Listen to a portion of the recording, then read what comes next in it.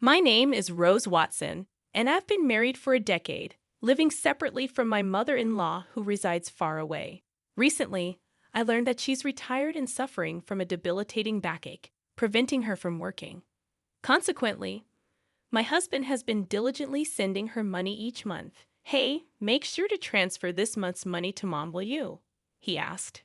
I assured him, "Sure, no problem. I won't forget." "Even if I forget everything else, thanks. That helps a lot. I appreciate it." My husband visits his mother at least once a month, assisting her with tasks she can no longer manage. However, on one occasion, he returned from her place agitated, suddenly accusing me. "What the hell have you done?" Perplexed by his sudden anger, I stared blankly as he continued accusing me. "All this time, I've been struggling to send her money, and you didn't care about my feelings. I told you to transfer $1,000 every month." "I did transfer it," I insisted.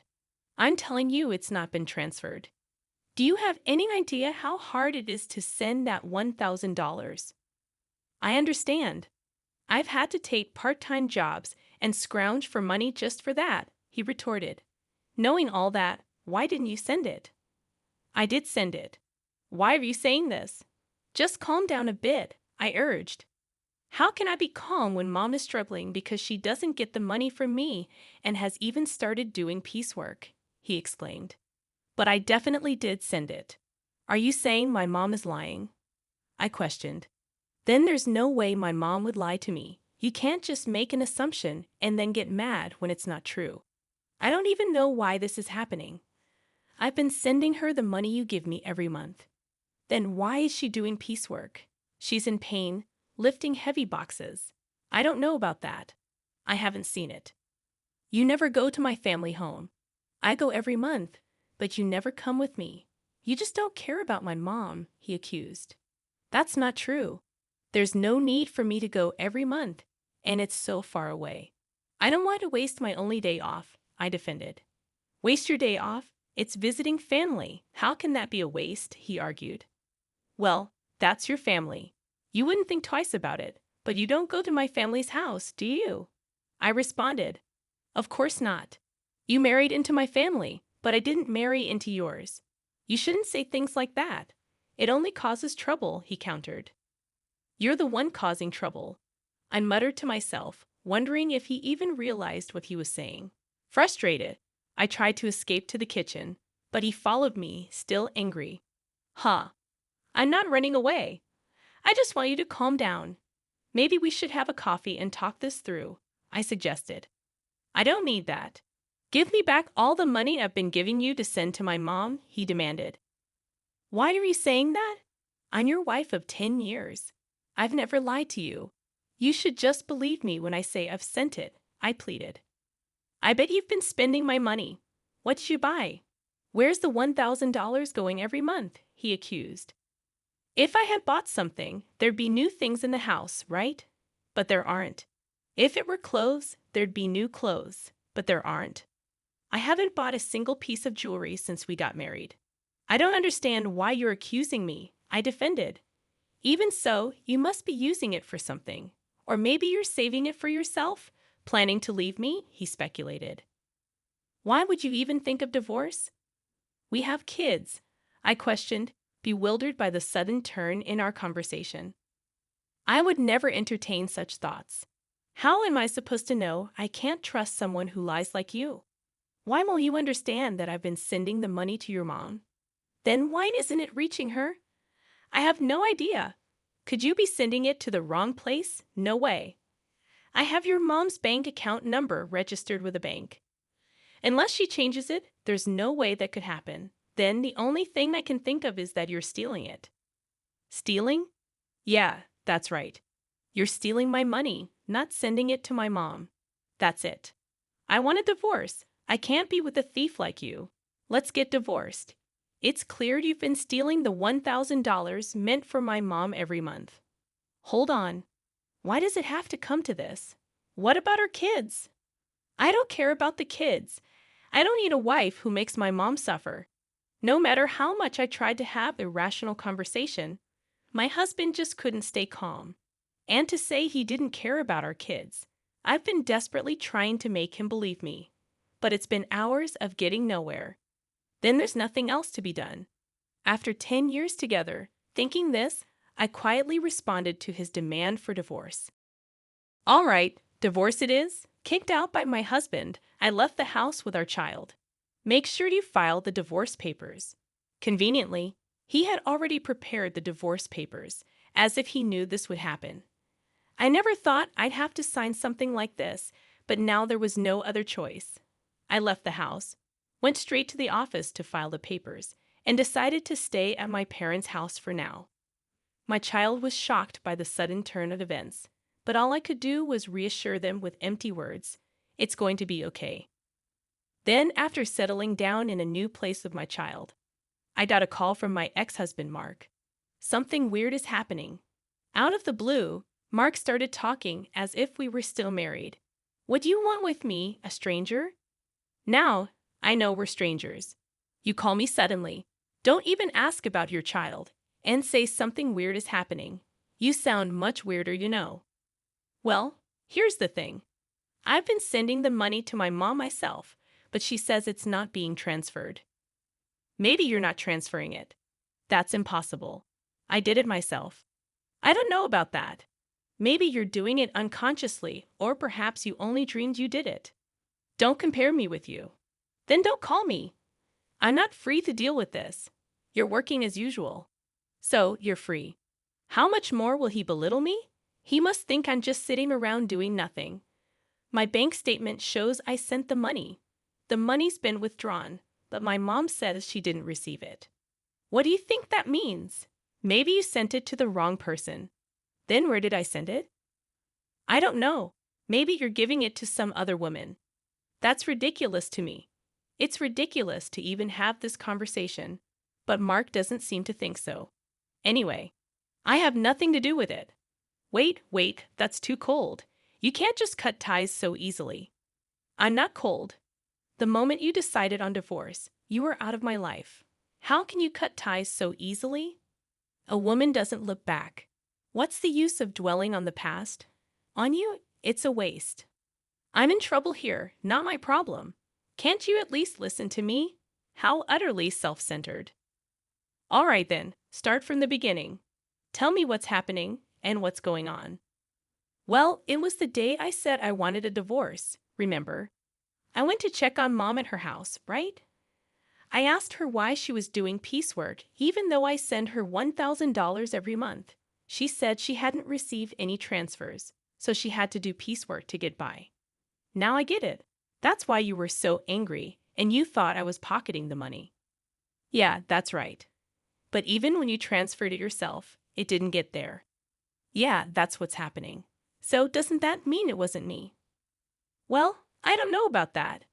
When you were in charge, maybe you were pocketing the money. That's awful. If that's what you think, then I'll go to your family's house myself. What are you going to do there? Maybe I'll find out something if I go. Yeah, maybe. So we ended up going to my husband's family house together for the first time in a while. When we got there, his sister was there. Oh, why are you here, Selena? I came back because I'm worried about Mom. What about your husband? We're divorced, just like Mark. Oh, so you divorced and came back to your family home? Yes, I did. When did you come back? 6 months ago. 6 months? Never mind that. Mom, is it true that you didn't receive the money I sent? It's true. It doesn't change the fact that the money wasn't received, whether both of you are here or not. But did you print out your account record in your bank book lately? Yes, I did. Just 2 days ago. Can I see the bank book? Sure, you can't show that. Why would you show a bank book to someone else? You're a stranger now. Why would you think she'd show you something so important? Are you out of your mind? But we can't know if the money really wasn't deposited unless we check. You don't need to see it. Then I'll look. I'm her son. It shouldn't matter. Fine, look. There's hardly anything in there anyway. My mother-in-law said this and then fetched the bank book from a drawer in the next room. But when we looked at the bank book, there were deposits and withdrawals. Look, Mark, there's a deposit from you here, and it was withdrawn the next day. That's quite punctual. Before this, even if you deposited it, it wasn't withdrawn immediately. I couldn't go to the bank much because of my back pain. I would wait until it was absolutely necessary, but since Selena came back, she's been going to the bank for me, which has been a big help. Ever since Selena returned, she's been the one going to the bank. The money was always withdrawn the next day, according to the bank book. Mark and I instinctively looked at her. What? I don't know anything about this, she said desperately. But from what we see here, it looks like you withdrew it, Selena. Mom doesn't go to the bank, and maybe someone else has Mom's card and is withdrawing the money every month. I don't have a card. I'm afraid of losing it, so I never made one, she replied anxiously. Tell the truth, Selena, Mark urged. All right, it was me. Mom told me to withdraw the $1,000 she was getting each month. I saw it was being deposited every month, so I thought borrowing a little bit would be okay. If you're borrowing it, are you planning to pay it back? I interjected. I intend to pay it back. I just don't have the money for it right now, she confessed. Why would you do such a thing? Mark questioned. I really needed the money. I only borrowed it because I had to. Besides, Mom's managing to get by. Isn't that fine? Selena justified. Were you that desperate for money? His mother softened her tone and asked. Then Selena completely changed her tone from her previous assertiveness, now playing the role of a pitiful victim. If that's the case, it can't be helped. Mark was kind enough to send the money. But this is an unavoidable situation. Yeah, if sister was in trouble, it's the family's job to help after all, Mark reasoned. Despite his rage and accusations towards me, Mark forgave his sister as if nothing had happened. Hey, I was called a thief over this, and now you're just going to let it go because it's your sister. It can't be helped. She said she's in trouble. That's fine for your money, but don't you have something to say to me? I challenged. Not really. No, not even an apology after all the horrible things you said to me. Why should I apologize? I don't see any need to. I was hurt by what you said, Mark defended. Such a fragile mental state, I muttered to myself. Anyway, it's not like I did anything wrong, right? Selena was having a hard time, so this happened. It's not Mark's fault. He doesn't need to apologize, his mother supported. Isn't this just like being completely surrounded by enemies? Even if I speak the truth, this place is hostile territory. There's no doubt that anything I say will be met with opposition. Even though a quick look at the bank book would have clarified everything, I had to travel all this way just to be treated like this. Fine, if cutting ties with you costs me this much, it's a small price to pay. I'm leaving. Drive me to the station, I demanded. Why do I have to take you? We're divorced, remember? I don't have to do anything for you, a stranger, Mark retorted. Because I came all this way for you. You asked me for help, I argued. Did I? I don't remember asking you to come. I just wanted some advice. You came here on your own. You can leave on your own too. Mark snapped. That's right. You're not a couple anymore. Why should he take you? It makes sense for a husband, but not for a stranger, his mother added. What a group. No thank you or sorry for solving the issue. After spending 10 years with such a man, it felt like such a waste of time. Fine, I'll take a taxi. I don't need you, I declared, frustrated. I called the taxi and somehow managed to get home. As I arrived home, tears of frustration streamed down my face, and I swore never to listen to that man again. However, after a while, my husband called me. Maybe he had changed his mind and was about to apologize for what happened. Perhaps he'd explain that he had to act that way in front of his sister and mother. But my expectations were shattered. Can you lend me some money? He asked abruptly. Shouldn't you say something to me first? Oh, long time no see, I replied. That's not what I mean. You're being troublesome, you know. It's not normal to ask for money without even apologizing first. That's not true. We were a married couple after all.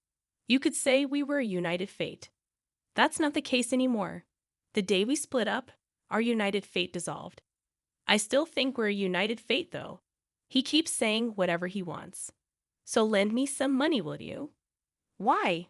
The truth is, I found out Selena has a huge debt. Wait, it's been quite a while since that day. Didn't you ask her what she spent the money on? I couldn't ask her that. It would have been too pitiful. Money is a delicate subject. Maybe her ex-husband had something to do with it. Or there might be some other reason. Sure, there must be some reason. But you should have asked about it for the future, right? I trusted her because we're family, and yet there was no trust for me at all. Well, I've known Selena way longer than I've known you. Yeah, since we were born. That's why I trusted her. I thought everything would be fine, but in the end, it wasn't fine. So what happened? It turns out she had a huge debt, and the $1,000 a month wasn't enough. How much does she need then? She wants to repay it all at once. It's true that paying it off in one go would save on interest, but I don't have that kind of savings. So why did you contact me? Because you said you had a good amount of savings when we were in the car going to your parents' house. I remember. I was insulted by him, saying I must be struggling without money since our divorce, and that I would have stolen the money if he continued to ask me to make the transfers. Angered by his belittling words and the assumption that I couldn't survive on a part-time job, I ended up revealing that I was trading stocks and making a good profit. But would that lead to an ex-wife being asked for a loan? Selena says she's in debt for $30 million. $30 million? Yes, so please lend me the money. It's okay, right? First, why does she have such a huge debt? I was curious too, so I asked her. It turns out most of it was from shopping, and it's all brand items. She just can't control her desire when she sees them and ends up buying things. She put everything on revolving credit, so the interest adds up, and she keeps buying more every month. Before she knew it, her debt reached $30 million. She's really careless. Mark, laughing off his carelessness, is quite careless himself. She didn't understand how revolving credit works. She thought she could just pay a set amount each month, and eventually it would be paid off. I guess I can understand that feeling. I can't understand it at all. How could she take such a risk? And wasn't this the reason for her divorce? Now she finally realized the interest is piling up, and it's becoming a serious problem, so she came crying to me, but I don't have that kind of money. I told her I couldn't give more than $1,000 a month. Then she suggested borrowing from you. What? Why me? You said we were strangers, and you didn't even need to drive me to the station. That's all in the past. The past should be washed away like water under the bridge. What a selfish and convenient way of thinking. Would anyone accept that? So you could afford to lend it, right? Well, yes. I do have that much in savings. Then lend it to me. I just made a lot of money with stocks recently, so you win some, you lose some with stocks, right? Yeah, that makes sense. But didn't you say stocks were like gambling? Isn't it gambling? You always ridiculed me for playing the stock market, calling it a gamble. Right, did I? When you wanted a divorce, you hurried to separate because you said having a wife who gambles on stocks would lead to trouble. I said that when I didn't know how much you had saved. So that's why you asked me how much I had. That time you ridiculed me, but then I mentioned I had savings. Well, yeah, I didn't expect you to have that much, but I'm glad. I inquired, but even at that stage, you still dismissed it as gambling. Well, yeah, but let's not worry about it. I was foolish. All right, that's not all right. You are really cruel, and now you want money I saved for our child. You're worrying too much. Our child won't need that money for a long time. It's silly to start saving from now. Money rots if you don't use it. Money rots. I've never heard of money rotting. Think of this as an investment. It's like investing in me. Why would I invest in you? Just do it. Lending me the money would be the smartest move, right? Look, if I lend you money, it won't come back, right? You're still sending $1,000 a month to your mom.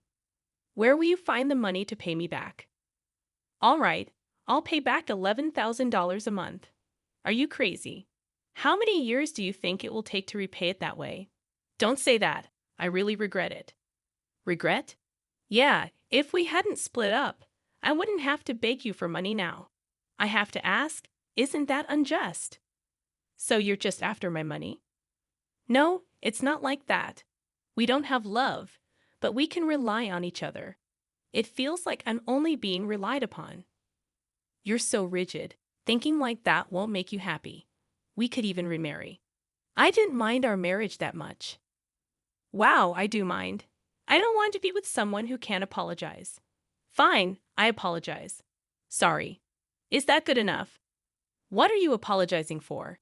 Explain in 400 characters or less what you did wrong. Ah, I just apologized because you said so. Pathetic. Don't ever call me again. Why? I apologized, so will you remarry me or help me? My sister is suffering. Shut up. Go to hell. Saying so, I forcefully ended the call and blocked his number. Later, I heard from mutual friends that Mark, despite saying it was impossible, couldn't refuse Selena. Being not only constantly nagged by Selena, but also persuaded by his mother to help. Consequently, he ended up borrowing money from a consumer finance company to repay her debt in full. Everything was settled, assuming Selena would work and gradually repay the debt. They thought so. However, far from working, she resumed her shopping habits. Despite having suffered before, she again made purchases on revolving credit. This burden eventually fell directly upon Mark to handle. When they confronted her about why things turned out this way, she reportedly said, "I never intended to buy anything. By the time I realized it, I had already processed the credit." Mark and his mother, naively believing Selena's words, just accepted it, saying she must be sick. They neither devised any solutions nor took her to a hospital, despite thinking she is ill. While saying this, Selena, wearing expensive clothes and jewelry, is reportedly laughing over tea with friends, saying, "Really, Mark is so easy to manipulate." Eventually, they couldn't escape the debt and had to sell their family home. Now Mark, his mother, and Selena ended up living together, but they couldn't afford the rent for the apartment they used to live in. So the three of them moved. Apparently, their life is quite difficult now. It seems only Selena is enjoying it, but neither Mark nor his mother realize this. On the other hand, I continue to profit from the stock market and now live a comfortable life in a spacious apartment with my child.